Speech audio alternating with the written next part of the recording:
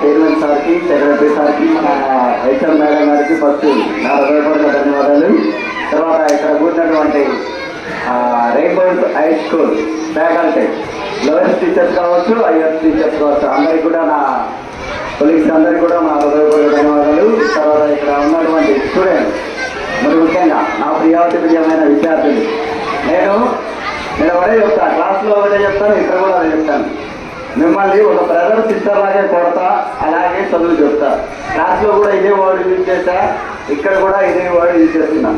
నేను ముఖ్యంగా ఏంటంటే కొట్టినా కూడా ఎడ్యుకేషన్ మీద కొడతాను తప్ప మిగతా దేని మీద కొడతాం. తర్వాత మన డాక్టర్ సర్వేపల్లి రాధాకృష్ణ, ఆయన ప్రెసిడెంట్గా వైస్ ప్రెసిడెంట్గా చేసినప్పుడే యూనివర్సిటీ వాళ్ళ విద్యార్థులు వచ్చి ఇలా చేయాలని చెప్పినప్పుడు అతను కోరిందంటే, నాకు రాష్ట్రపతి లేకపోతే ఉపరాష్ట్రపతి మీద నాకు ఆశ లేదు, కానీ నాకు కావాల్సింది ఏంటంటే ముందు ఫ్యూచర్లో నా మీద అంటూ ఒక నేమ్ ఉండాలి, నా పేరంటూ ఉండాలి. అది ఏం చేస్తే బాగుంటుందో దానికోసం కృషి చేద్దాం, అంతేగాని ఈ రాష్ట్రపతి ఉపరాష్ట్రపతి ఇవన్నీ మనకేమి బతుకు తెరువు కాదు అని చెప్పిన తర్వాత మనకి సెప్టెంబర్ 5వ తారీఖుని టీచర్స్ డేగా నిర్వహించడం జరిగింది. ప్రతి సంవత్సరం జరుపుకోవడం కూడా జరిగింది.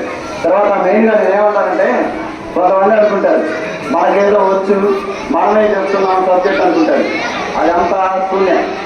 మనకు వచ్చింది 0%, మనం నేర్చుకోవాల్సింది 100% ఉంది. టీచర్ స్టూడెంట్ అంటారు నేను బోధవుతున్నా అంటారు. ఏం చదువుతున్నారు? మీకంటే కూడా మీ దాకంటే 100% వర్క్ చేస్తున్నారు. ప్రతి స్టూడెంట్ ఒక నిరంతర విద్యార్థి. మీరు అనుకుంటారు మేము చదువుతున్నాం, మీకంటే ఎక్కువ టైం మేమే చదువుతాం.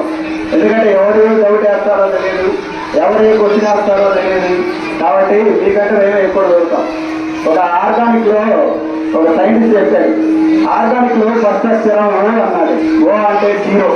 నువ్వు నేర్చుకుంది 0, నువ్వు నేర్చుకోవాల్సింది 100% ఉంది. కాబట్టి దానికోసం నువ్వు శ్రమించు, దానికోసం నువ్వు కష్టపడు, నీ తల్లిదండ్రులకు మంచి పేరు చేయాలి. అదే మేము కోరుకునేది. అంత నుంచి చెప్పేదాలు. అలాగే మరొకసారి అందరికీ ఎవరిబడి ఇన్ ద రేమర్ స్కూల్ థ్యాంక్స్ చెప్తూ విరమిస్తున్నాను. Thank you.